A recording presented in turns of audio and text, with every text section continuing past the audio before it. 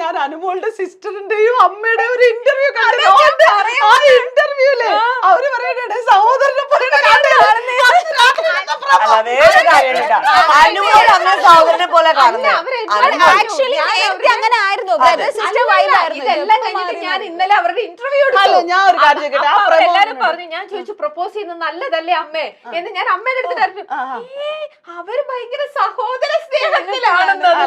ശരി, അനുമോൾക്ക് സഹോദരനാണെന്നുണ്ടെങ്കിൽ ആ പ്രമോയില് ഞാൻ അനുമോളുടെ ഷൈനസ് ഒക്കെ കണ്ടിട്ട് എനിക്ക് ആ ഷൈനസ് ഒക്കെ ഭയങ്കര സ്നേഹമുള്ളത് പോലെയാണ് ഫീൽ ചെയ്തത്. അല്ല, അനുമോള് സത്യം പറയണേ, 100 ദിവസത്തിൽ ആരെങ്കിലും ഒരാളെങ്ങനെ പറഞ്ഞ ഈ 85ാമത്തെ ദിവസം ഒരാളെങ്കിലും പറഞ്ഞല്ലോ, അതിന്റെ നാണയത്തിലാണ്.